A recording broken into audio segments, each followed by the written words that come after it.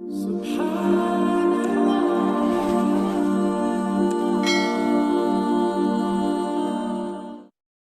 நோயாளி நோன்பை விடுறதாக இருந்தால் ஒன்று அந்த நோயின் மூலமாக அவருக்கு ஒரு பெரிய ஆபத்து ஏற்படும். நோன்பு வச்சா அந்த நோம்பிலேயே அவருடைய அழிவு ஹலாக் நோன்பு, அல்லது நோய் அதிகமாகும். நோன்பு வைக்கிறதுனால நோன்பு மேலும் அதிகமாகும்.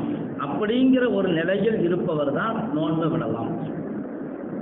இப்போ சாதாரணமாக நோன்பு சின்ன சின்ன வியாதிகளுக்கு நம்ம நோய் வந்துருச்சு நோன்பை விட்டுக்கொள்ளலாம் அப்படின்னு சொல்ல முடியாது. ஏன்னா நோன்புல தான் ஆரோக்கியம் இருக்குதுன்னு சொல்லியிருக்கிறாங்க ஸல்லல்லாஹு அலைஹி வஸல்லம். பல வியாதிகளுக்கு நோன்புல ஆரோக்கியம், நோன்பு தான் நிவாரணம். பல வியாதிகளுக்கு நோன்புல ஷிஃபா கிடைக்கும். அப்படி இருக்கும் பொழுது வியாதி என்பது அவரை முடக்கி போடக்கூடிய வியாதி, அவரால் ஒன்றும் பண்ண முடியாது. நோன்பு வச்சுட்டாருன்னு சொன்னால் இருக்கிற காய்ச்சல் மேலும் கூடிக்கிட்டே இருக்கும். அப்படிப்பட்ட நிலையில் இருக்கிறார். இன்னும் சுகர் பேஷண்ட் இருக்கிறாங்க. பரவலாக என்ன சொல்லுவாங்க, நாங்களாம் சுகர் பேஷண்ட்டுங்க, நோன்பு வைக்க மாட்டோம். அதாவது சுகர் பேஷண்ட் சொன்னால் அவங்களுக்கு நோன்பு கடமை விதிவிலக்காயிடுச்சு, நோன்பு வைக்க தேவையில்லை அப்படிங்கிற மாதிரி.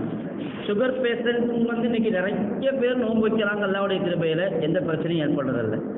சுகருடைய லெவல் இருக்குது, வேறுபட்ட லெவல் இருக்குது.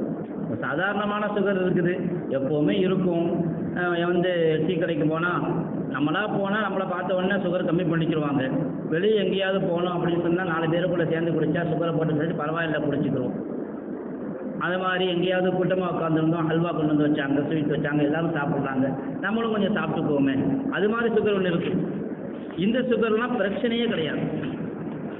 ஏன்னா அவங்க அவ்வளோ விதமான ஒரு பெரிய சுகர் ஒரு பெரிய தாக்கத்தை உருவாக்கும் வியாதியில் உடலில் அப்படின்ட்டு இல்லை. இரண்டாவது ஒரு கட்டம் இருக்குது, அவங்க சுகர் ஓரளவு கிரிட்டிக்கல், மாத்திரை மருந்து போடணும் அப்படிங்கிற நிலைமையில தான் இருக்கிறாங்க. அல்லது இன்சுலின் போடணும். இன்சுலின் போடுறதா இருந்தால் கூட இன்சுலின் போட்டால் கூட நோன்பு முடியாது. இன்சுலின் சதையில் வயிற்றை வச்சு தான் போடுறாங்க, சதை வழியாகத்தான் போகுது, அதனால் நோன்பும் முடியாது.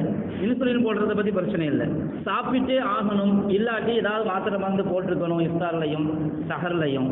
அப்படிங்கிற நிலைமையில் யார் இருக்கிறாங்களோ அவங்களுக்கு என்னன்னு கேட்டால், ரமலானுக்கு முந்தியே, இது சுகருக்கு மட்டுமல்ல, சில பேருக்கு நாள்பட்ட வியாதியாக இருக்கலாம், தொடர்ந்து மாத்திரை எடுத்துக்கொள்கிறவங்களா இருக்கலாம்.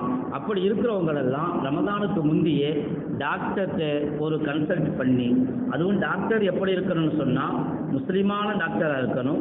இரண்டாவது முஸ்லீமான டாக்டராக இருக்கணுங்கிறது மட்டுமல்ல, நோன்பின் மீது அக்கறையுள்ள டாக்டராகவும் இருக்கணும்.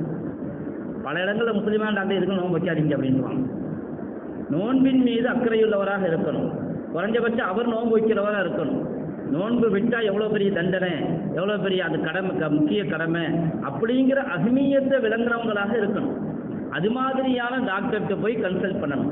என்னுடைய நிலை என்ன, நான் நோன்பு வைக்கிறதுக்கு எப்படியான ட்ரீட்மெண்ட் எடுத்துக்கொள்ளணும், அதற்கான மருந்து மாத்திரைகள் முன்கூட்டியே வாங்கி, இது எப்படி சஹரில் இஃப்தாரில் நைட்டில் மருந்து மாத்திரை சாப்பிட்றதுனால பகலில் நம்ம உடம்பை கண்ட்ரோலாக வச்சுக்கொள்ள முடியும், சுகரும் கண்ட்ரோலில் இருக்கும் அப்படின்னு இருந்தால், அல்லது ஒரு கால் அப்படியான ஒரு முஸ்லீம் டாக்டர் கிடைக்கலன்னு சொன்னால் ஒரு நிர்பந்த நிலையில் முஸ்லீம் அல்லாத டாக்டர்த்தையும் கேட்டுக்கொள்ளலாம்.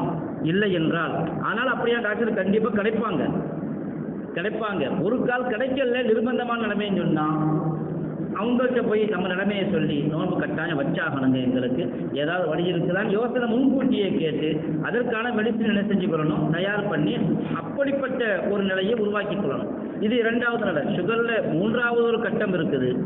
அவங்க எந்த காரணம் கொண்டும் சாப்பிடாமல் இருக்க முடியாது, ஏதாவது சாப்பிட்டாகணும். 3 மணி நேரத்துக்கு ஒரு தடவை, 4 மணி நேரத்துக்கு ஒரு தடவை சாப்பிடலைன்னு சொன்னால் சில சமயம் சுகர் ரொம்ப லோவாக போயிடும். லோ சுகர் அதுவும் ஆபத்து, லோவாக போச்சுன்னா ஆபத்து. அவங்க சாப்பிட்டு கொண்டே இருக்கணும். அப்படியான ஒரு இக்கட்டான கிரிட்டிக்கல் நிலையில் ஒரு நோயாளி இருக்கிறார். அப்படிப்பட்ட நிலையில் இருக்கிறவங்க நோன்பை விட்டுக்கொள்வதற்கு அனுமதி. இப்போ அவங்க மாத்திரை மருந்தெல்லாம் சாப்பிட்டாலும் கூட, இன்சுலின் போட்டுக்கொண்டாலும் கூட அவர் அங்கே நோன்பு வைக்க முடியாது. ஆனால் இவர் என்ன செய்யணும், ஃபிதியா கொடுக்கலாமா? ஃபிதியா கொடுக்க முடியாது, கலா தான் செய்யணும்.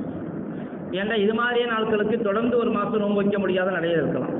எப்போது நோன்பு வைக்கிறோம்னா சாத்தியப்படும்.